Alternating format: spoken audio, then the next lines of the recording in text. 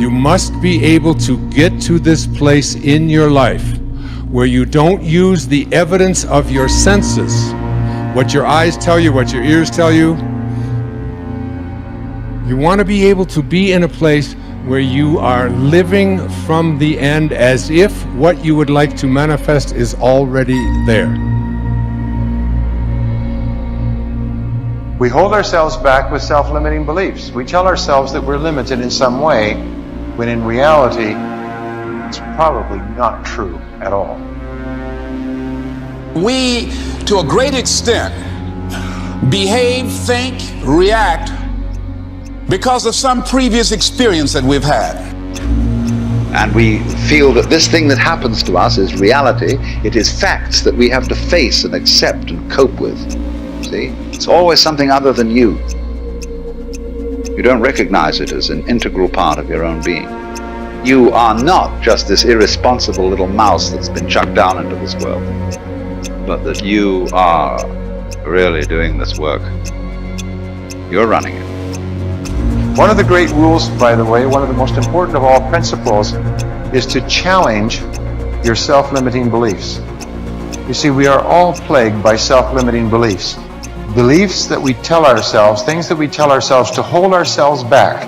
We shoot ourselves in our own feet and then we admire our own marksmanship. So when you begin to look at your past, give an interpretation that empowers you.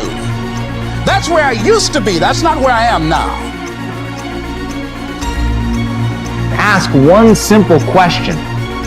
How extraordinary can I become? What am I capable of? What are my limits? How far can I push myself?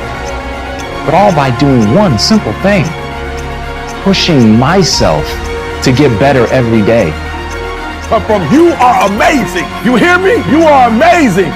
And the day you recognize you're amazing, the day you understand how amazing you are, everything changes. And I need you to understand something. When you recognize who you are, when you realize how amazing you are, there's just certain things you're not going to do no more. Come out here with what you got. You don't have enough money? Don't worry about it. You got the dream. You got the idea. You don't have enough resources? Don't worry about it. You need some help? Don't worry about it. You get out here in the arena, someone will look at you and become inspired and say, hey, can I help you?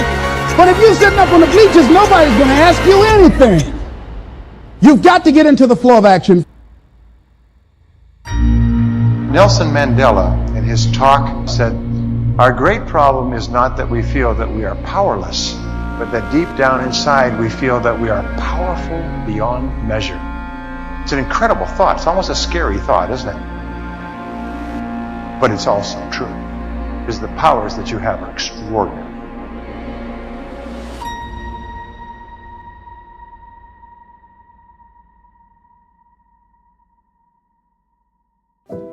Perception can rewrite the genetic code.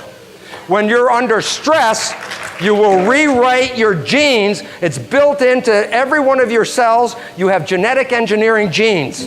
The function of these genes is if you find stress that the body cannot seem to get out of, the body will make an effort to change its structure to get out of the problem. And of course, the issue is this. What if your perception wasn't real? And you change your genes? Now you're in deep doo-doo. And we now find a very important fact. 95% of cancer has no genetic linkage. 95% of cancer is a response of the individual cells to their experiencing life. And if you change your experiences, you can change the presence of that cancer. You think 60 to 70,000 thoughts in one day. Out of those 60 to 70,000 thoughts that you think in one day, 90% of those thoughts are the same thoughts as the day before. So if you believe that your thoughts somehow are connected to your life, then the same thoughts always lead to the same choices. The same choices always lead to the same behaviors. The same behaviors create the same experiences, and the same experiences produce the same emotions.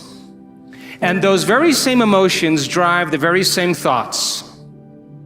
and your biology, your neurocircuitry, your neurochemistry, your neurohormones, and even your genetic expression is equal to how you think, how you act, and how you feel. And how you think, how you act, and how you feel is called your personality. And your personality creates your personal reality. That's it. So then, if you wanted to create a new personal reality, a new life, then you would have to start thinking about what you've been thinking about and change it. You would have to become aware of your unconscious thoughts and observe them. You would have to pay attention to your automatic habits and behaviors and modify them. And you would have to look at the emotions you live by every single day that are connected to your past and decide if those emotions belong in your future. You see, most people try to create a new personal reality as the same personality, and it doesn't work. You literally have to become someone else. Prayer works, but not the way that you're praying. If I take you and connect a cap to your head with electrodes on it and connect that cap to a computer to read your brainwaves, an EEG. I can read an EEG on your brain and see how your waves are functioning. I can tell you if you're in a low frequency state or a high frequency state based off of your brainwaves. If you're an emotion of fear, doubt, anguish, begging, which is praying, the typical person begs when they pray, that's low frequency. Now, if I take you with that same exact technology and connect it to a computer, and to read your brainwaves, and I have you in a position of upright power, understanding, commanding, unconditional love, happiness. Now it's going to be high frequency waves going to the computer. The universe reads waves low frequency and high frequency. It knows low and high, and guess what? It's going to give you back whatever you give it. You're running around here begging and pleading and hoping and wishing and scrapping around. You're going to get the same kind of garbage back in your life. Until you stand up and draw a line in the sand and command your existence, command your potential, command who you are, command your outcomes to happen, you're going to be suffering. The reason why I command my realities is because I know the power is inside of me. So I command myself. I don't get on an airplane and pray to arrive at my destination safely. I command I arrive at my destination safely. I command it. Why? Because the same power of the Creator is inside of my body. I don't, please help me make sure I get there right on time and I arrive safely. No, that's a slave's mentality. I'm not a slave. I got the power of the Creator flowing through every atom in my body. So that I have a fractal of that power in me. I'm going to command things with confidence. My prayer is, I command it. That's it. I'm done. That's the whole prayer. That's the whole prayer. There's nothing else for me to say. There's nothing else to say. Command it. Walk in your true power. Another major assumption is that we're equivalent to genetic automatons. We have genes, they control us, we don't control the genes, and therefore we're sort of like victims of our heredity. You got cancer running in your family, you say, oh my goodness, I'm going to get the cancer, I got the genes, or Alzheimer's, or diabetes, whatever. This is completely false, because it turns out genes control nothing. It's really the environment that is controlling the genes, and more importantly, our perception of the environment. How we see the world, what we think about the world is adjusting our genetics. So we find out disease, 1% of disease is connected to genetics. 90% or more of disease is connected to how we live in the world, because how we live in the world is altering or affecting our genetic activity. So what we know and what we believe is changing our reality constantly. Right, because the new science is called epigenetics.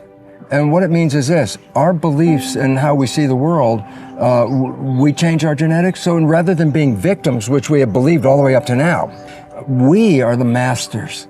We change our genetics just by how we respond to the world. So we can change our responses, which means then we can change our genetics. So we're not victims. And one of the most personally exciting things that happened to my life was to recognize that I was not a victim of my genes or a victim of my society, that I actually am a creator of my life. And once understanding that nature and expressing that creativity, I profoundly changed my life from being a victim to being a master of my creation.